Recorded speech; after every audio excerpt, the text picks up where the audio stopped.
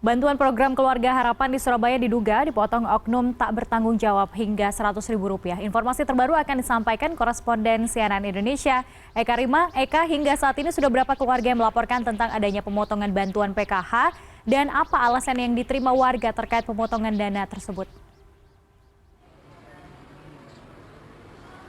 Ya, Lady, hingga hari ini berdasarkan laporan yang diterima oleh Dewan Pimpinan Daerah Kabupaten Sidoarjo, tepatnya dari Komisi D, tadi menyampaikan bahwa ada 5 orang yang sudah melaporkan pemotongan tersebut, yakni untuk program langsung tunai dalam bentuk program Keluarga Harapan. Jumlah potongannya ini pun cukup bervariasi, ada yang Rp35.000, kemudian Rp50.000, bahkan sampai Rp100.000 setiap bulannya. Dan untuk jumlah ini memang diberikan secara bervariasi setiap 3 bulan sekali, antara 1 juta sampai 1.300.000 dan Rp1.400.000 setiap 3 bulannya. Sementara untuk pemotongannya, sejumlah keluarga juga melaporkan ada jumlah pemotongan yang berbeda. Ada yang baru 3 bulan mereka menerima dan sudah mengalami pemotongan sekitar Rp75.000. Kemudian ada pula keluarga yang sudah mengalami pemotongan sejak 1 tahun 8 bulan. Artinya lebih dari 1 tahun mereka mengalami pemotongan tersebut dan tidak menyadari hal itu karena kurangnya transparansi informasi yang diterima oleh penerima manfaat program Keluarga Harapan ini. Bersama saya sudah ada salah satu dari penerima manfaat program Keluarga Harapan yang juga mengalami pemotongan hingga sebesar Rp1.050.000 selama 1 tahun dari total yang seharusnya diterima sebesar Rp11.300.000 ya Bu ya, dan dari total tersebut yang diterima hanya sekitar 10 juta lebih. Baik Bu, sebenarnya setiap bulannya atau setiap penerimaan itu prosesnya seperti apa? Ya cuma itu di rumah aja, rumahnya Bu Yusuf aja. Kalau dapat uang cash itu aja. Kalau proses nerima, misalnya mekanisme kemudian aturan nerimanya itu Ibu setiap harinya atau setiap bulannya itu seperti apa nerimanya? Kalau setiap hari, bukan setiap hari, 3 bulan sekali. Dapatnya mulai awal itu. Mulai bulan Juli 2019 itu setahunnya. Kalau saya nggak tahu, kelompok PKH yang tahu. Sebenarnya jumlah yang diterima itu berbeda, bervariasi atau sama setiap 3 bulan? Berbeda, ya. Kalau anaknya banyak, sekolahnya itu dapatnya banyak. Kalau anaknya sedikit, cuma 2 atau 3 itu dapatnya sedikit. Kalau ibu Ya. sendiri?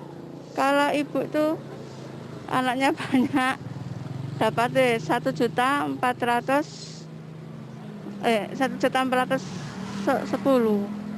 Ya. Itu pasti selalu segitu? Enggak pasti sih, enggak pasti. Kadang 1.200.000, kadang 1 juta, itu aja. Dalam bentuk uang saja atau mungkin ada bantuan lain juga yang diterima? Ada sembako, uang sama sembako. Selama ini ada pemberitahuan tidak bahwa ini akan dipotong? Enggak ada. Enggak ada. Tahunya saat dipotong? Setahunnya saat dipotong itu diajak sama ketua Mbak Suci itu di BNI, di besoknya dilihatkan ke saya juga orang-orang lain, gitu aja. Besaran yang diterima itu ada keterangan tidak sebenarnya pemanfaatannya untuk apa? Pemanfaatnya itu untuk sekolah, buat anak sekolah, gitu. Ada keterangan dari kios atau agen seperti itu terkait ini nanti akan diterimakan berapa besar setiap bulannya atau setiap 3 bulannya gitu? Enggak, kan dari ketua itu yang tahu nanti anak 1 orang SMA atau SMP, SD itu berbeda dapatnya. Kalau SD dapatnya 125, kalau SMP insya Allah 350-an. Ya. Harapannya sekarang apa Bu setelah tahu ada pemotongan? Ya harapan saya tolong dikembalikan untuk anak-anak sekolah saya, itu aja. Kendalanya apa selama ini? Karena kan di desa tidak ada agennya. Kalau di desa tuh nggak ada, cuma ada di Ketegan sama Permata. Ya mohon aja di desa-desa sini ada agen yang baik, yang dipercaya orang-orang. Itu aja. Terima kasih.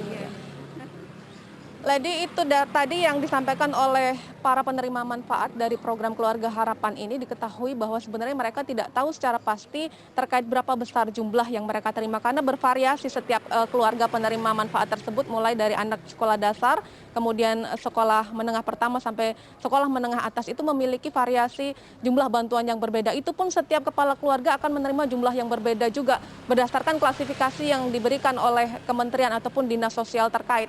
Namun pemantauan yang perlu dilakukan secara intensif di sini adalah informasi yang harus diterima oleh ketua rukun tetangga, merupakan aparat desa terdekat dengan warga tersebut yang justru tadi juga tidak mendapatkan informasi terkait jumlah potongan tersebut dan juga siapa saja yang menerima manfaat tersebut. Sehingga harus ada sinergi dan juga kerjasama yang baik antara pendamping-pendamping program Keluarga Harapan ini dengan ketua RT ataupun ketua RW sebagai perangkat terdekat dengan warga tersebut untuk bisa menyampaikan informasi tersebut sehingga ketika terjadi kendala pun bisa diselesaikan secara cepat dan tidak sampai berlarut-larut pemotongan terjadi lebih dari 1 tahun. Sementara untuk agen-agen laku pandai yang bekerja sama dengan perbankan sebagai pihak yang akan menyalurkan bantuan tersebut juga harusnya membuka agen-agen laku pandai lebih banyak lagi di desa-desa yang mereka mewakili secara langsung kelompok-kelompok. Misalnya di desa Kendensari ini ada satu kelompok sebanyak 25 orang yang seharusnya bisa mendapat atau mengambil bantuan tersebut di desa mereka, ini di desa Kendensari,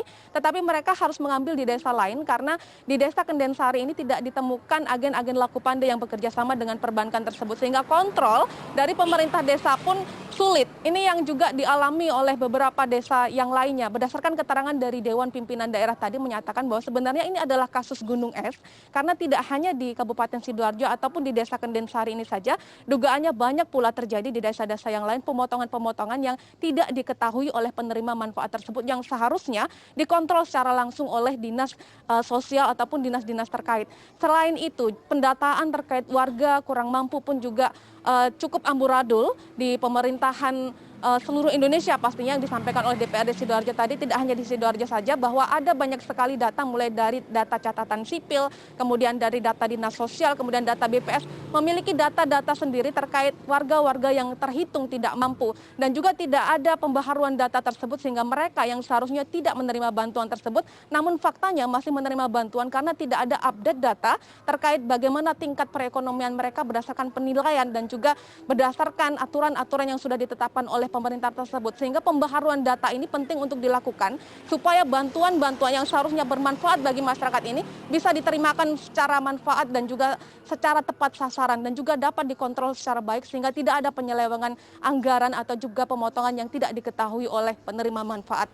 Baik itu program langsung tunai ataupun program Keluarga Harapan yang selama ini juga sudah diluncurkan oleh pemerintah pusat. Lady.